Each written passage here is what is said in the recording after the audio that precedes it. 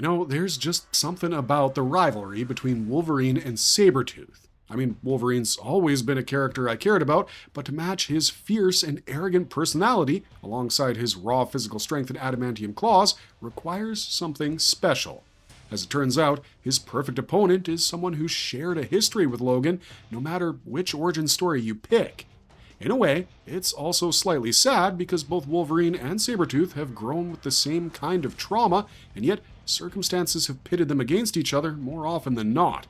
I guess that's why it was so heartening to see them team up for a common mission in that recent X-Men 97 episode, even though the showrunners still managed to fit in a fight sequence between them, and even though Wolverine wasn't quite himself at the time. Anyways, I've been wondering, given the similarities between the two and how they're so evenly matched, what really sets them apart? Well, in this video, we're going to be exploring the biggest differences between their powers and physical features, which should give you the answer. It's going to be a good one, so let's get right into it.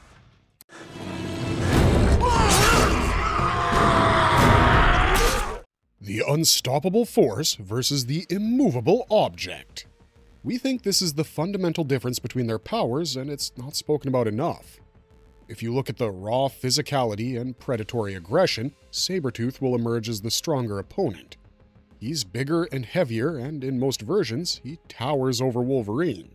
However, Logan has a massive advantage courtesy of his adamantium skeleton, and let us not forget about his decades of combat experience and training. This is the reason why many of their fights eventually end in a stalemate with no clear winner. Sabretooth's brute force and ferocity are contained by Wolverine's insane resistance and battle tactics.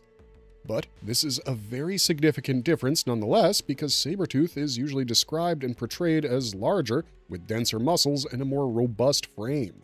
As you'd expect, such anatomical advantages also translate into a physical advantage and generate more power. In comparison, Wolverine is shorter and more compact, but his dense skeletal composition and adamantium bonding gets the job done.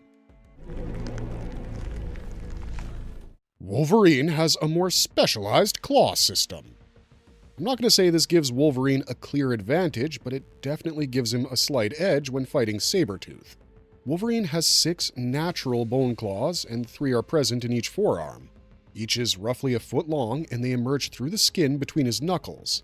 Weapon X later enhanced these claws, coating his entire skeleton with adamantium, making the claws capable of penetrating through just about any conventional substance.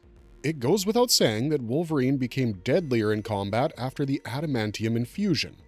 As for Sabretooth, he has retractable claws as well, but they're more like finger claws or talons. These are used as extensions of his hands, as you can see by the way he fights. Sabretooth is more about slashing and seizing his opponents to maul them at extremely close ranges. Now, it would be wrong to say that Sabretooth's claws aren't threatening enough, but they're certainly not on the scale of foot-long adamantium blades, both in terms of reach and penetrating power. However, this isn't always consistent because some versions of Sabretooth have also received adamantium, and his claws, skin, and skeleton have been bonded with the metal. It's just that, unlike Wolverine, adamantium has never been a consistent part of his power set. In Wolverine number 145 from 1988, Apocalypse removes Creed's adamantium and transfers it to Logan. It was Weapon X that later bonded the adamantium back to Creed's skeleton.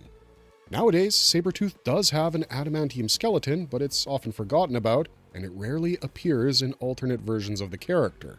Regardless, setting that aside, Wolverine is more capable with his claws. He can rip through armor and deliver precision strikes. Sabretooth, on the other hand, is more capable of grappling or indulging in fast and animalistic hand-to-hand attacks. Sabretooth aces it in speed and strength. We've already spoken about how Sabretooth is physically larger than Wolverine, and, as you might suspect, this also makes him physically stronger. However, what's really surprising is how Sabretooth also combines his great strength with speed. He's not only stronger than Wolverine, but also faster, which makes him an absolute nightmare to fight. There have been many instances in the comics where Logan realizes he's not as powerful as Creed, and, in fact, one such example was in 1988's Wolverine number 10 during one of their fights. In this particular encounter, even Wolverine's Berserker rage isn't enough to take down Creed, and he's defeated. Marvel officially mentions that Wolverine can lift around 800 pounds or more, so you can imagine the strength of someone who can overpower him. I think the best way to sum it up would be to say that Sabretooth has greater natural power and speed, but Wolverine has a stronger internal frame courtesy of his adamantium bonding. But once again, it doesn't exactly tilt the scale in his favor, even after his enhancements. Logan's Berserker Rage is Creed's normal. There's a reason I'm still putting my money on Sabretooth when he fights Wolverine without any plot armor or outside intervention. We're all familiar with Wolverine's infamous Berserker Rage, right? The man goes feral, and his aggression is increased considerably, as is his pain tolerance and willingness to fight. Now, this doesn't exactly amp up his powers, but the outcome is often more impactful because he fights without any inhibitions in what can only be described as an animalistic rage.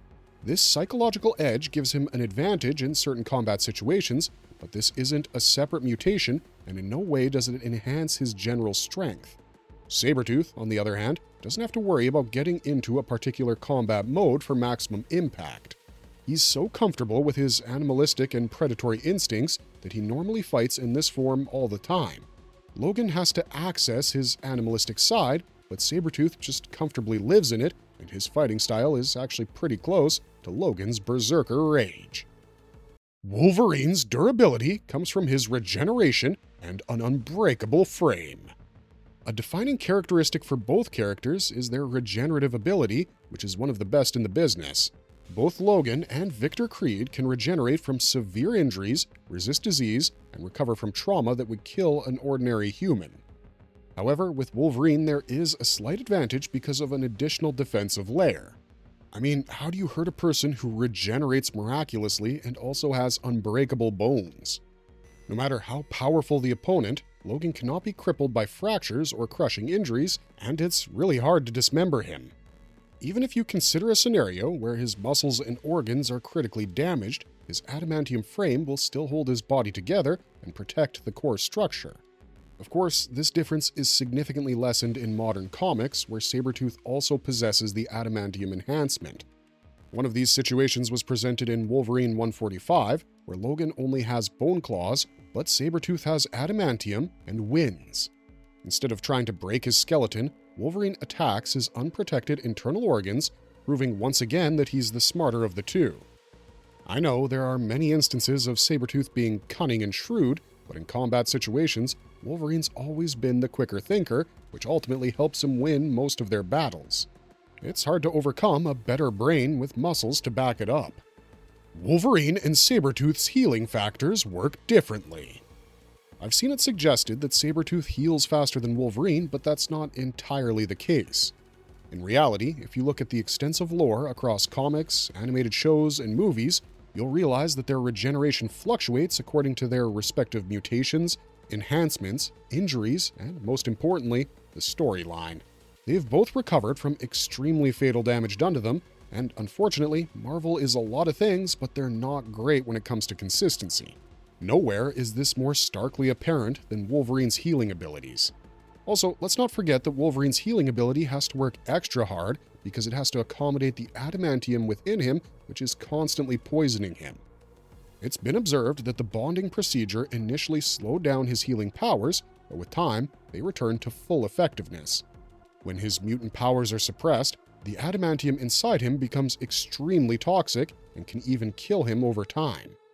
Even Sabretooth has had his fair share of complications because of adamantium, such as the time when Apocalypse removed it from his body and he became extremely weak and had to be stabilized. Without the adamantium, however, he doesn't have to deal with Wolverine's metal-related biological burden.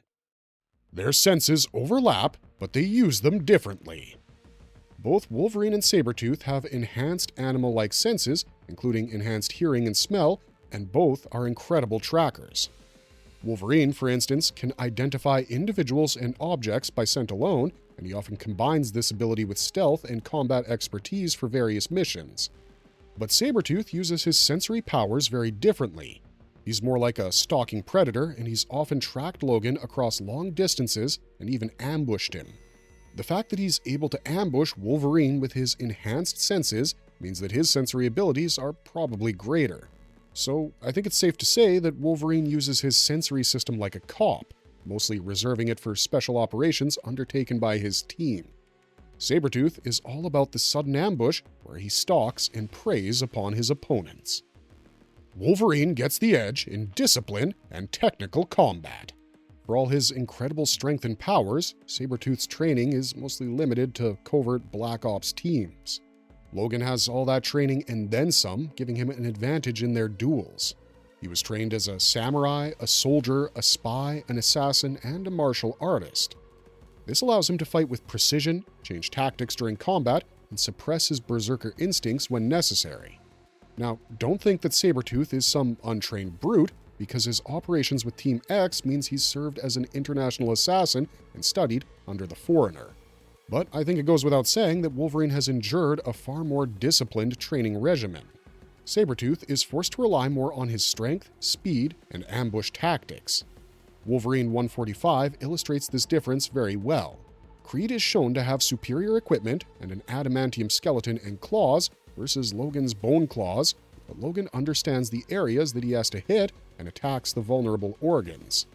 The only way that he's able to overwhelm Wolverine's longer claws and precise moves is because of his training. Adamantium comes with disadvantages. We can never ignore the amount of power and tactical advantage that Wolverine's adamantium skeleton provides, but it also causes some serious problems. The metal skeleton causes adamantium poisoning, and it also creates an added weight that can be a problem in water or situations that demand a higher mobility. In many storylines and alternate universes, Sabretooth is usually free from these shortcomings. Nowadays, in the 616 universe, they both have adamantium skeletons, so we have to call this one a draw there. How do their epic cinematic showdowns play out? Of course, the X-Men films didn't waste any opportunity to capture the fierce rivalry between Wolverine and Sabretooth, and they've been pitted against each other on more than one occasion. One of the biggest examples was the X-Men movie from the year 2000, where Wolverine fights Sabretooth multiple times, including once on the Statue of Liberty's observation deck, as the others deal with Magneto. In this particular fight, Wolverine is overwhelmed by Sabretooth's raw strength and speed, and he's initially thrown around a lot. It's an insane close-range brawl, which eventually ends with Wolverine outwitting Sabretooth more than overpowering him. He pushes him towards the edge and then impales Sabretooth before throwing him off the platform into the water below. Then, in X-Men Origins Wolverine, Logan and Victor work together for years, but when they clash before Logan gets adamantium, Creed is more than a handful because of his superior size and ferocity. It becomes clear that Victor Creed is the superior fighter of the two. After Logan gets his adamantium enhancements, he has another crucial fight with Victor after he killed Kayla. Logan tracks him down to an island facility and is battered and bruised during this fight. However, with his adamantium skeleton and claws, he does much better than before, making this fight more evenly matched. He finally kills Sabretooth by decapitating him with his own severed adamantium claws. And finally, who could forget the short but comical showdown between the two in Deadpool and Wolverine, where a variant Sabretooth charges at Logan. That fight doesn't last long, and I think it's safe to say that that version of Sabretooth didn't have an adamantium skeleton. Aside from the movies, the animated universe also has a fair number of Sabretooth vs. Wolverine clashes, including in the iconic X-Men the Animated Series. Recently, in X-Men 97, we saw the two face off, but this was more of a mind-controlled feral Wolverine, and Sabretooth still ends up handing him quite a thrashing. Overall, in my opinion, the biggest reason Wolverine wins these fights is because he's the hero, and he's got the plot armor. I mean, you can argue all you want that Wolverine has better fighting skills and maybe even a better brain, but it doesn't take away from the fact that Sabretooth is significantly stronger, and it's almost a miracle that he hasn't killed Wolverine in many of these fights. So I hope it's clear now where these two characters stand in terms of their powers. Maybe it's almost an unfair comparison given that they're distinct individuals, but their common characteristics, their shared past, and their fierce rivalry makes this discussion a lot more interesting. All we can say for certain is that we really enjoy watching these fierce and beastly warriors take it out on each other, and the way they're almost evenly matched makes the duels all the more interesting. Of course, Sabretooth does have a few physical advantages, but it doesn't make these victories any easier for him, and I hope this saga continues as Marvel moves ahead with these characters. That said, we'd love to hear your take on the comparison between them and their powers, and let us know who you think would win in a fair, no-holds-barred fight. Also, if you like this video, don't forget to like and subscribe because that's the best way to get more videos like this. Otherwise, thanks for watching, stay safe out there, and we'll see you next time.